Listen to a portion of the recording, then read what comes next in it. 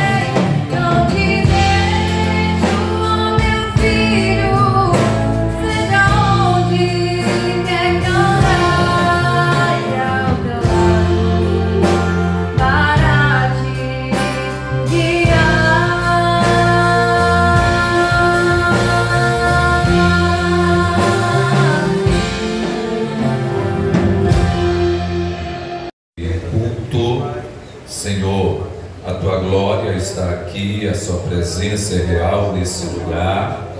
Ó Deus bendito, e aqui está a sua igreja, adorando ao Senhor e querendo receber de Ti, Pai, a instrução, a orientação para o nosso caminhar, para o nosso bem-estar, Pai, como cristãos, como discípulos do Senhor aqui nessa terra. Pai querido, e que sempre estejamos atentos para ouvir e obedecer a voz divina, a voz poderosa.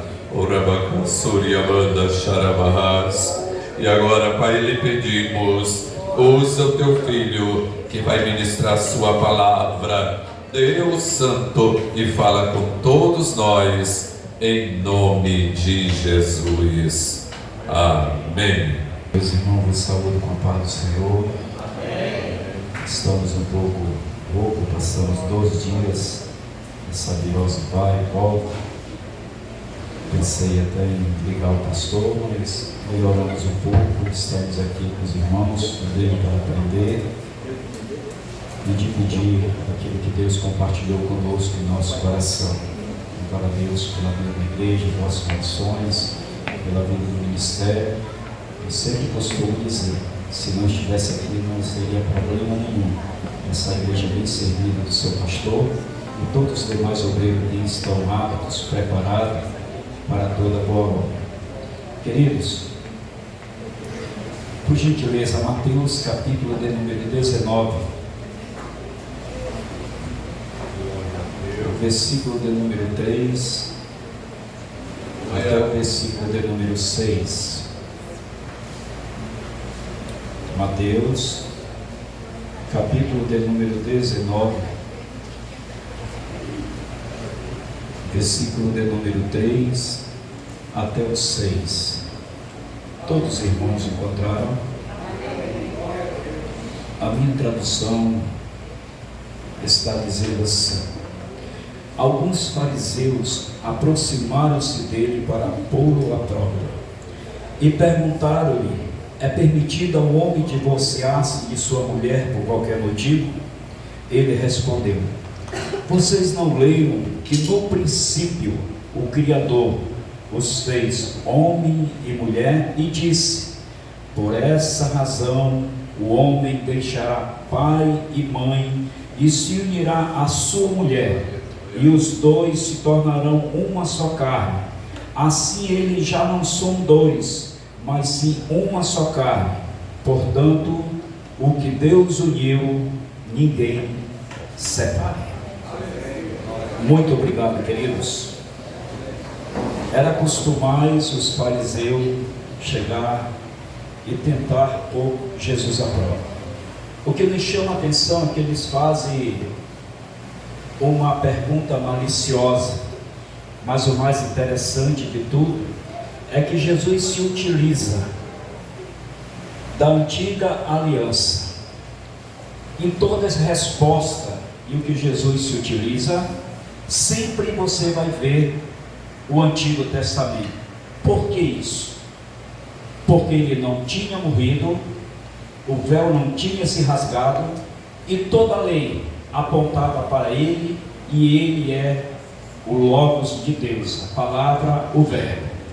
Então ele diz, vai buscar aonde ele responde aos fariseus. Gênesis capítulo 2, versículo 24.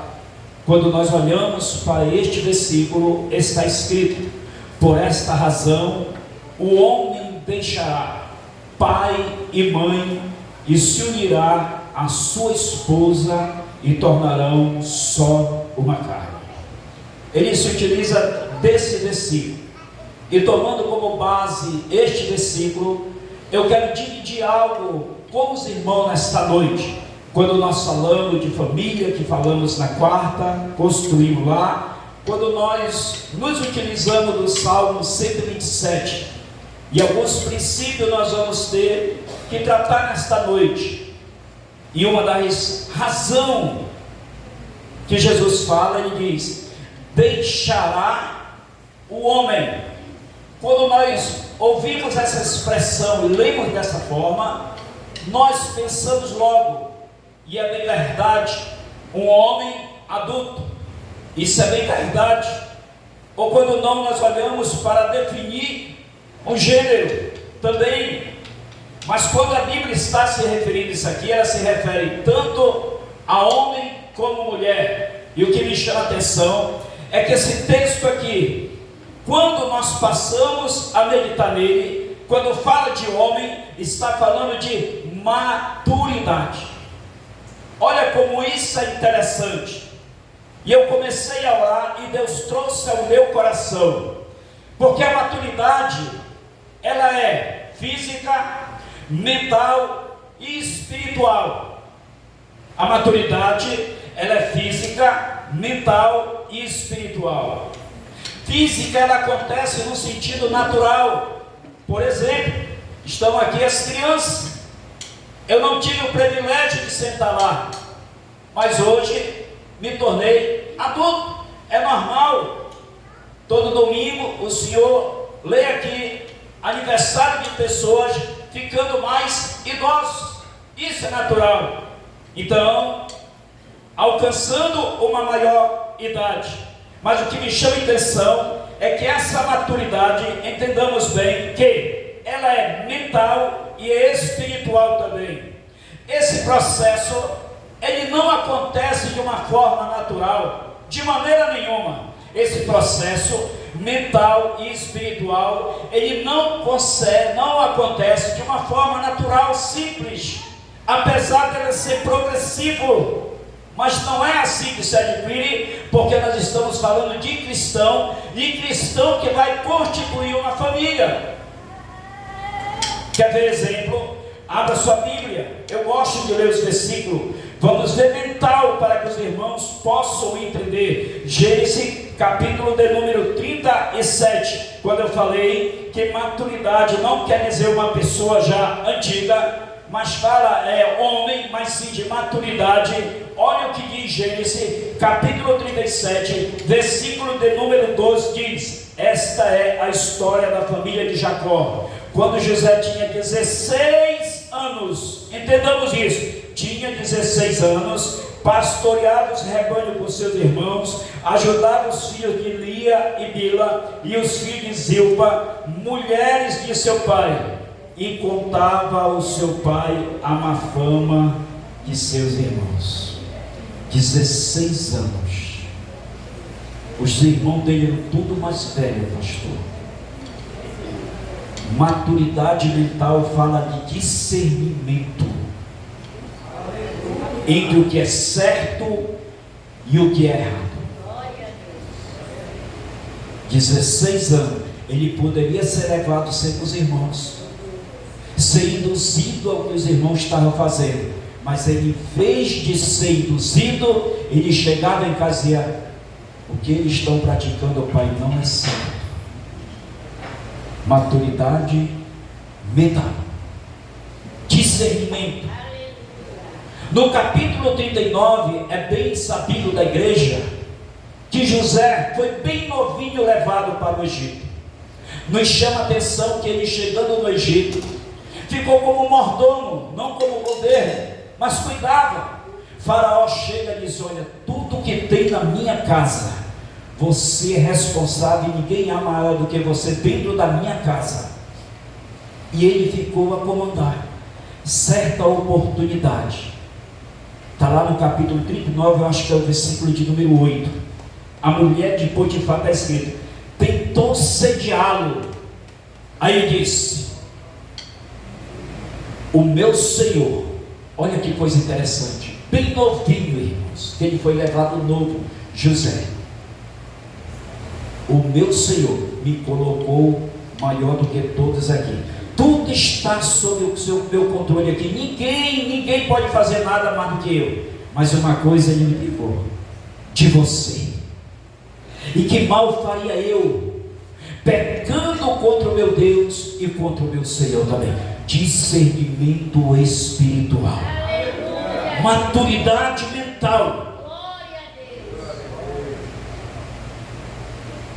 No capítulo 1 de Daniel, diz que uma leva, quando a Babilônia invade Jerusalém, levaram uma leva de jovens escolhidos a dedos, bonito, filho de príncipes.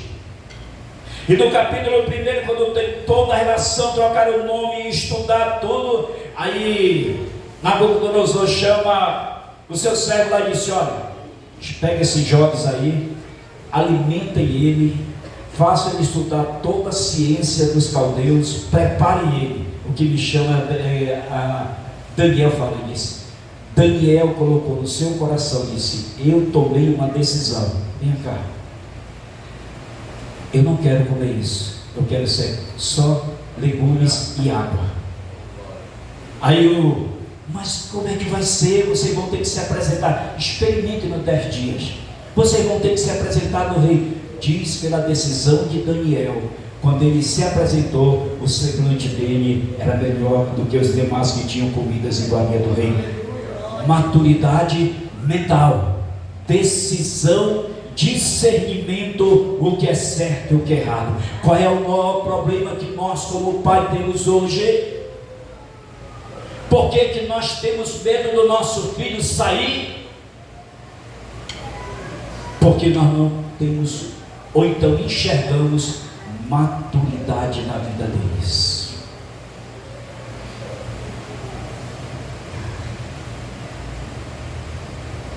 É o grande problema hoje.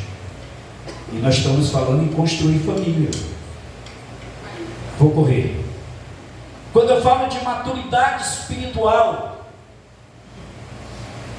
é algo tremendo isso. Quando eu estou falando de mentalidade mental,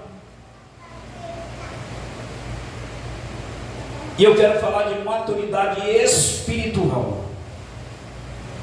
Esses dois requisitos, eles não nascem de uma hora para outra. Isso tem que ser gerado. Lembra-me que Daniel, mesmo Daniel, ele está lá, e quando você chega no capítulo 2 do livro de Daniel, a Bíblia diz que o rei tem um sonho, só que ele não lembra do sonho. Chama todos os adivinhos, mágicos, tudo que tinha lá direito. E por incrível que pareça, estavam nossos irmãos incluídos. Chama todo mundo. A primeira leva que vai, não consegue, diz: vocês querem ganhar tempo, né? Olha como isso é importante. Querem ganhar tempo? Se até amanhã não tiver resultado, qual é a sentença, irmãos? Matar. Ninguém adivinhou, sai o decreto: matar todo mundo. Chega ao ouvido de quem? Daniel. Daniel procura Arioque. Acho que o nome é esse. Vem cá, rapaz, dá só um tempinho. Dá só um tempinho. Daniel capítulo 2, eu acho que é o versículo 20 e diante. Dá só um tempo. Me dê só o tempo. Ele estava longe do papai, da mamãe, da sua terra, e surgiu um problema, ou porque não, uma sentença de morte assinada, não podia voltar atrás, presbítero. Estava decretado. Dê só um tempinho aí. O que é que ele vai fazer, irmãos? Reúne mais 2 crentes com ele, aí desce. O capítulo 2, eu acho que é o versículo 20 a 28, ele externa a sua gratidão. Ó Deus de meus pais, ó Deus de meus antepassados, eu te agradeço por tu ter me revelado o sonho do rei. Aonde ele foi buscar, no momento de crise, situação difícil, maturidade espiritual, ele foi recorrer à oração. Aleluia. Maturidade espiritual e maturidade mental não se cria pelo tempo de crente, mas tem que ter um lugar de formação. E isso é demonstrado em casa, mas principalmente essa maturidade tem que aparecer fora. Vocês querem ver um exemplo? Atos capítulo de número 16, segunda viagem missionária de Paulo, uma viagem de supervisão. Eu quero ler esse capítulo. Abra sua Bíblia. Não me tenha por chato, mas é bom ser como os crentes de Bereia. Atos capítulo de número 16, para que você vá ver essa palavra profética nesta noite, que é escrito, não precisa aqui ninguém examiná-la. Olha o que diz Atos capítulo 16, o versículo 1 diz: chegou a Derbe e depois a Listra, segunda viagem missionária, onde vivia um discípulo chamado Timóteo. Sua mãe era judia, convertida, e seu pai era grego. Os irmãos de Listra e Icônio davam bom testemunho dele. Eita, sabe quantos anos esse menino tinha aqui? No máximo 18 anos. Com 13 anos, Paulo teve um encontro com ele. 3 anos depois, o apóstolo Paulo volta lá e já encontra o jovem de 18, 16, 18 anos, sendo chamado de discípulo porque dava bom testemunho. Maturidade espiritual, discernimento e maturidade espiritual. O que me chama a atenção é que Paulo não chega a elogiar a Areópago, as grandes escolas filosóficas. O apóstolo Paulo não chega a colocar nem ele como um dos maiores evangelistas que a Bíblia diz, ele sim como educador de Timóteo. É por isso que lá em 2 Timóteo 3,14 ele diz: tu, porém, permanece naquilo que aprendeste, e que desde a tua meninice sabe as sagradas letras, que elas são poderosas para salvar tanto a ti como a estão ao teu redor. No capítulo de número 1 em 2 Timóteo, versículo 5, ele diz, olha o que ele fala: eu digo assim como eu sei que habita esta fé não fingida em ti, porque primeiramente, olha o elogio, habitou na tua avó e na tua mãe, aonde foi discipulado, gerado este discernimento, essa maturidade espiritual em casa. Em casa. Não tem outro lugar, queridos. Não existe outro lugar, é em casa. É por isso que Provérbios 22:5 a 22:6 diz: ensina a criança no caminho que deve andar, mesmo quando envelhecer, não se desviará dele. Caminho fala de direção. Quando fala de direção, Jesus se coloca: eu sou o caminho, a verdade e a vida, e ninguém vai até ele se não for por ele. Aonde é? Casa. Não existe escola melhor do que o lar. Não existe. Mas qual é o problema que nós temos hoje? Por que às vezes, e quando eu falo isso daqui, eu não estou falando de adulto, e não quero pegar o nome de ninguém, mas tem muitas pessoas com 30, 40 anos que nós dizemos assim: mas não passa de um menino. É verdade ou não é? É verdade ou não é? Então o homem fala de maturidade física, mental e espiritual. Olha como isso é interessante. Olha como isso mostra. O segundo ponto para a gente correr, pastor, diz assim: depois que é homem, ele tem de onde sair, deixar. Ele vai sair de um convívio de conforto. Sair. Isso fala de mudança geográfica. Eu queria que a igreja lesse Provérbios 24, 27. Eu gostaria, se o pastor achar que eu estou muito enjoado, mas eu gosto que a igreja leia, para ver o que está escrito, para a gente ver o que é que Deus está falando por meio da sua palavra. Mateus 24, 27. 24, 27. Provérbios 24, 27. Desculpa.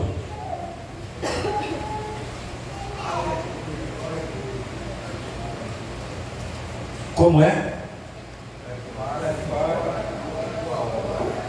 Prepara de fora a tua obra, aparelha-a no campo, e então edifica a tua casa. Veja bem, maturidade espiritual, vai sair de casa para se unir a sua esposa. Aqui está falando da vida profissional. Física natural, os dois quesitos acontecem dentro de casa pelo discipulado. E esse terceiro, que é o profissional, pode ser dentro de casa, mas 99% é fora. Porque dentro de casa não se forma um médico, um advogado, se forma fora. E provérbio diz: prepara primeira a tua lavoura. Onde é lavoura? O campo é lá fora. Preparar um campo e uma lavoura, uma linguagem figurada, é ter resultado de ganho. Aí diz: depois constitui a tua família. Olha só, primeiro eu vou me preparar, porque isso é muito sério. Eu vou assumir uma responsabilidade grandíssima. Eu vou chegar na casa, eu sou casado, o senhor não tem filho, eu posso usar o senhor como uma conjectura. Pastor, eu vim aqui pedir a mão da sua filha em casamento.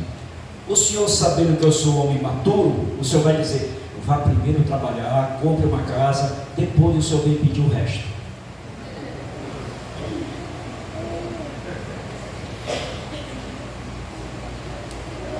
Pedir alguém em casamento é dizer: eu assumo o seu lugar.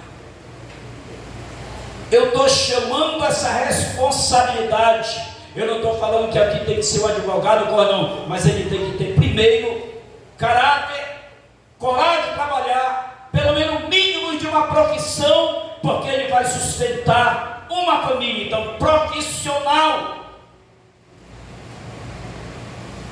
estudar, aproveitar esse laboratório que está em casa, alguém investindo em você, porque um dia você vai ter que deixar pai e mãe. Hoje está fácil, casa tem uns montes para vender aí, basta os dois trabalharem, né?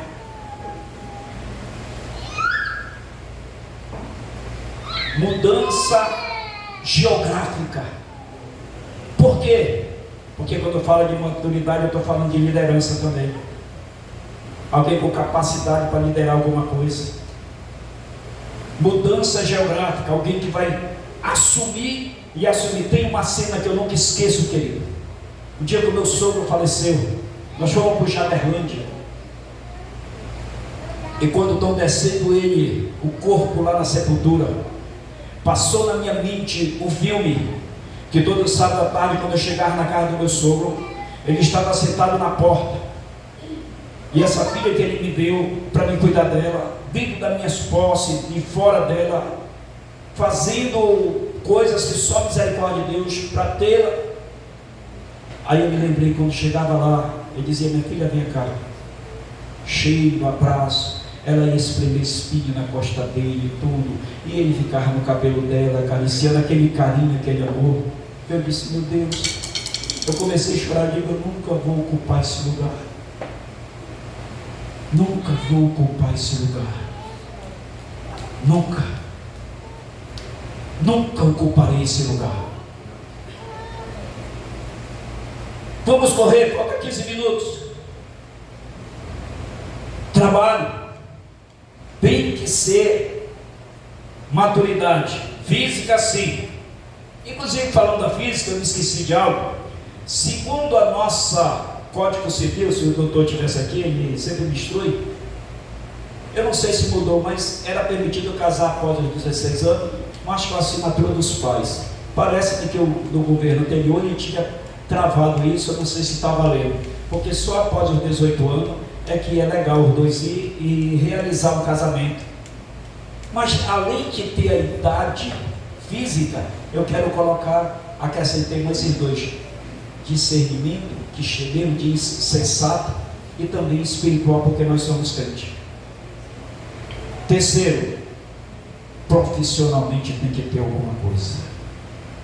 que vai sair debaixo de um teto, de um cuidado, vai sair da sombra e vai para o sol, tem que ter outra sombra. Vai sair do aconchego e da costela da mamãe e do papai. Os dois vão ter que se adaptar. Vamos correr que tem coisa boa para nós aí. Depois de tudo isso, e assim, e unirá a sua mulher, né? Unirá a sua mulher. Tem muita gente, sabe, pastor, que quando quer saber se é verdadeiro, nada contra, mas eu não encontro o respaldo bíblico para mostrar nenhum versículo para os irmãos. Se alguém tiver, depois me chame, eu faço questão que você goste, irmão, está aqui. Tem muita gente que quer saber, corre para a casa de irmãos para orar, para saber uma aprovação de Deus, ou então uma palavra profética. Eu não encontro, pastor. Se eu souber, depois me chame, irmão, está aqui, ó. Aí da próxima vez eu vou acrescentar para os irmãos. Mas eu quero trazer um exemplo lindo aqui. Todos nós conhecemos a história de Abraão. Deus fala com Abraão quando ele estava na Mesopotâmia. Isso é tão verdade, Atos capítulo 7, versículo 12, quando Estevão dá o relato. No capítulo 12, ali, segundo a teologia, é um divisor de água para toda a humanidade. É um divisor de água, porque ali ele firma uma aliança, repetição e uma aliança abraâmica. Só que essa aliança, ela abrangeria toda a humanidade. Olha como isso é interessante.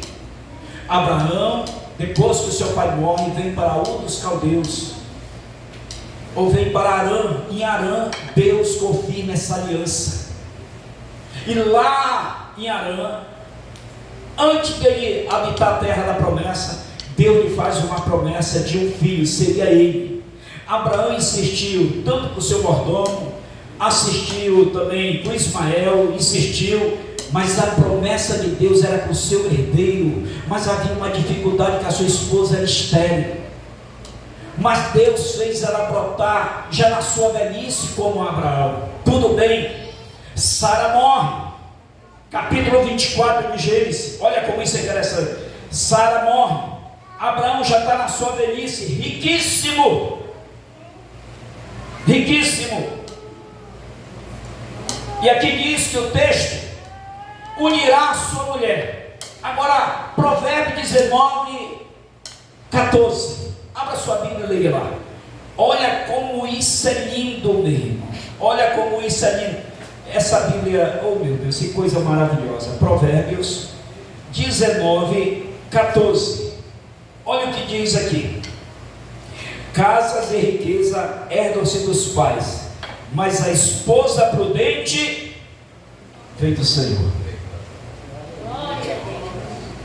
Isaac estava feito, meu irmão. O velho já estava velho. Abraão, ele era riquíssimo, mas faltava algo.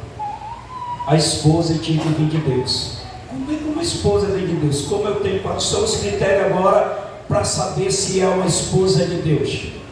Sabe quantos anos tinha Isaac? 40. Jovem.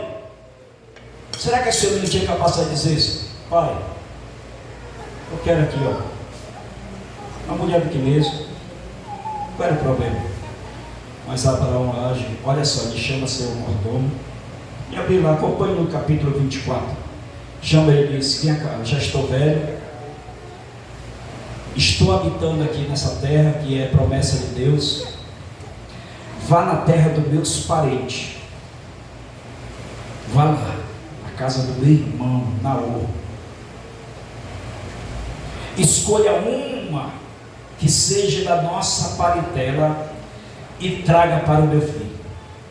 O mordomo de Abraão disse: meu senhor, e se eu chegar lá e a jovem não quiser vir? Aí ele diz: só lhe faço alguns pedidos. Não leve o meu filho de volta para a minha terra, da minha parentela. Não levem ele. Se ela não quiser vir, mas não leve ele para lá. E você está livre desse juramento que colocava a mão debaixo da coxa, segundo o costume judaico. O servo de Abraão vai, segundo Alguns escritos estudiosos dizem que era uma faixa de 800 quilômetros. E ele faz uma caravana e se dirige. Quando ele chega à próxima fonte, ele faz uma oração, um induz. Diz: ó Deus de meu Senhor Abraão, age com benevolência para o meu Senhor, na qual me incumbiu desta missão. E aquela jovem que descia a fonte para vir buscar água, que ela reie o seu cântaro para mim beber, e também dê água aos camelos. Se assim acontecer, esta é a escolhida do Senhor para o filho do meu Senhor. Disse quando ele acaba de orar, olha só, orando, quem aparece? Rebeca. Quem aparece? Rebeca. Quando Rebeca aparece, vai lá na fonte, pega a água, ele disse: dá-me de beber. Ela imediatamente, escute bem isso, desce o cântaro e serve ele. Ela levanta a cabeça e diz: e eu vou também dar de beber a teus camelos. Mas calma, os irmãos sabem quantos litros de água bebe um camelo? 100 litros, a média. Um cântaro que uma mulher carrega lá no tempo antigo, tipo um pote com 2 alças, de 10 a 15 litros. Sabe quanto era? Está na Bíblia, Gênesis 24. A caravana tinha 10 camelos.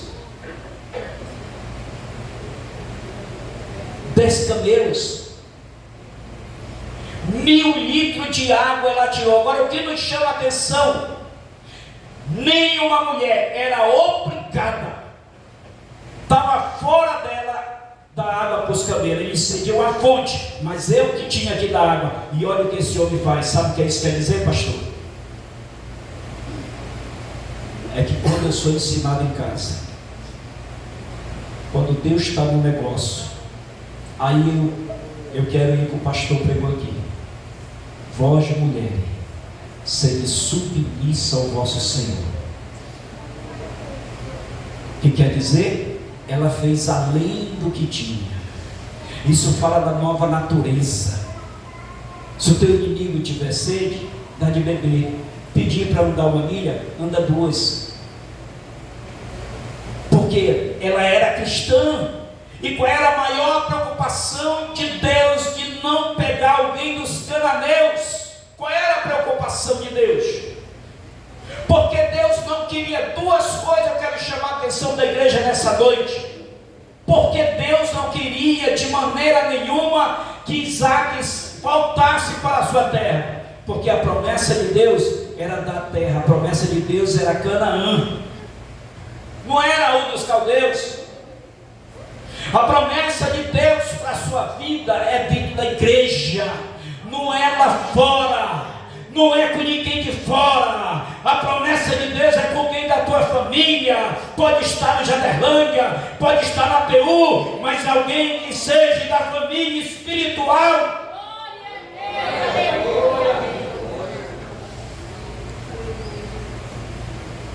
Não tenha visão de Sansão. Meus olhos agradaram meu pai, essa mulher vai buscar para mim.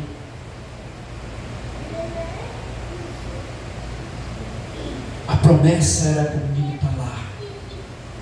Segundo, olha o que diz o pastor pregou na primeira noite sobre isso. Deuteronômio, pastor, o senhor pregou logo no versículo, é o capítulo 7. Olha o versículo 3 e o 4, se eu não estou equivocado, olha o que fala aqui. Não se case com pessoas de lá, nem deem suas filhas e seus filhos dela, nem tome as filhas dela para os seus filhos, pois elas desviariam os seus filhos de seguir-lhes para servir outros deuses, e por causa disso a ira do seu Senhor se acenderia contra vocês. Faz qualquer crente se desviar. Parece tudo bom, é bonito, mas a promessa, escute bem, nós temos uma promessa, nós aqui, Estamos de caminho de para uma Canaã. Vivemos aqui no Egito ainda, mas a nossa promessa é Canaã. A nossa promessa é Canaã. A Canaã espiritual, celestial. É para lá que nós vamos. Não podemos perder este foco de maneira nenhuma, queridos. De maneira nenhuma podemos perder essa direção. Os nossos filhos precisam cultivar isso. Escute, eu quero chamar a atenção aqui outra coisa.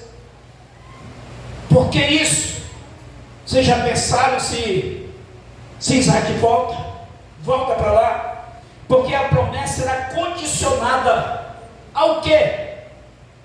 Gênesis capítulo 18, versículo 19 diz: e ele ensinará os seus filhos para que obedeçam meus mandamentos, para que venham se cumprir a promessa que eu tenho com Abraão.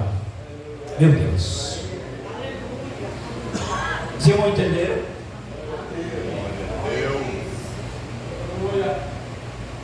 Eu me preocupo quando alguém diz: crê no Senhor Jesus, será salvo, tu e a tua casa. Amém, eu creio. Mas é necessário que os filhos permaneçam e dêem sequência. Deixa eu fechar trazendo algo aqui.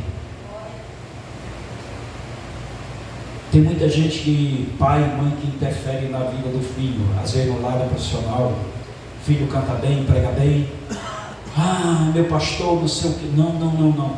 Deixe isso com Jesus. Deixe isso. Ah, o meu filho quer ser advogado, eu quero que ele seja professor. Não deixe isso com ele, a escolha dele.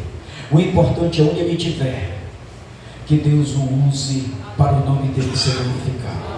Se ele quer ser advogado, que seja, mas seja crente salvo. Se quer ser professor, seja crente salvo.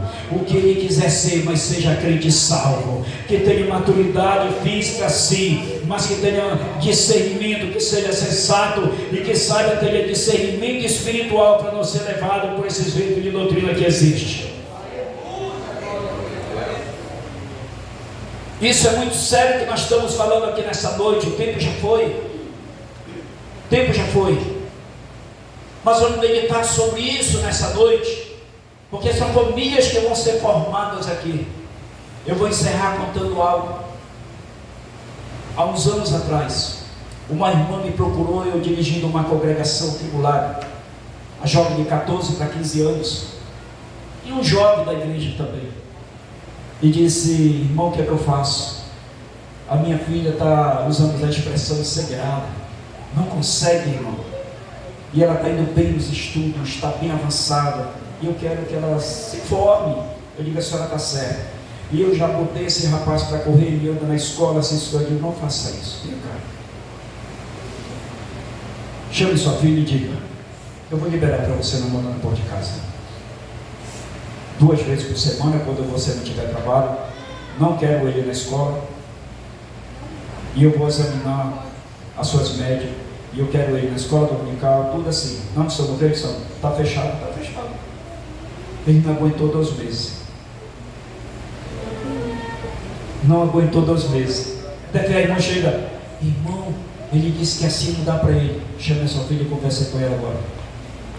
Resultado: a menina se formou, é uma pedagoga, casada, já tem 2 crianças. O marido é um crente, é um exemplo, é um jovem que eu digo: aonde eu vejo aquele rapaz, eu digo assim: esse daqui é crente.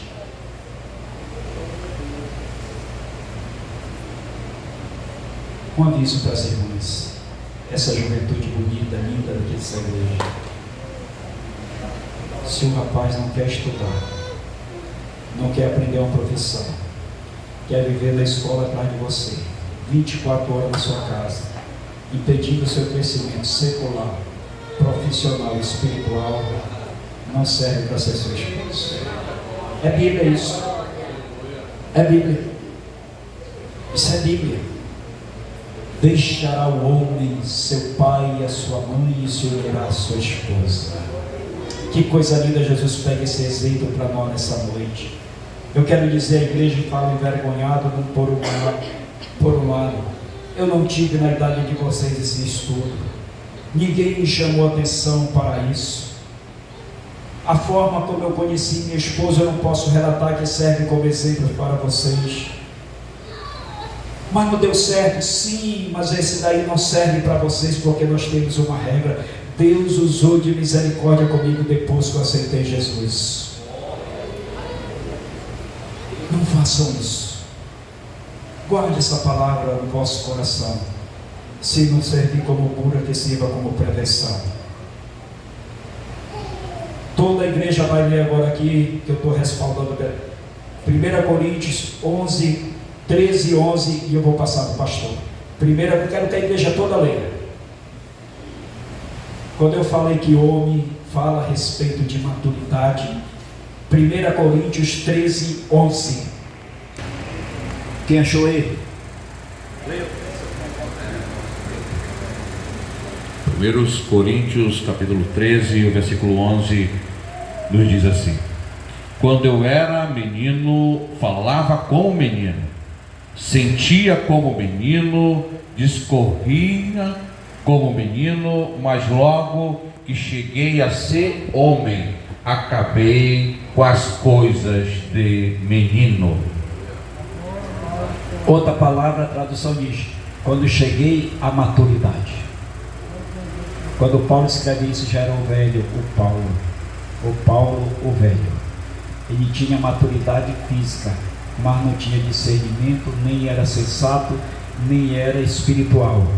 É por isso que eu amo o versículo que diz em Tito, capítulo 2, versículo 11: porque a graça de Deus se manifestou, trazendo salvação a todos os homens. Ela é pedagoga, aí começa, ó, ensinando-nos que primeiro vem a graça, depois a renúncia, ensinando-nos que, renunciando toda impiedade, vivamos neste presente século uma vida justa, sensata e piedosa, aguardando a bendita esperança do nosso Salvador. Que Deus em Cristo abençoe. Orem por mim e pela minha família.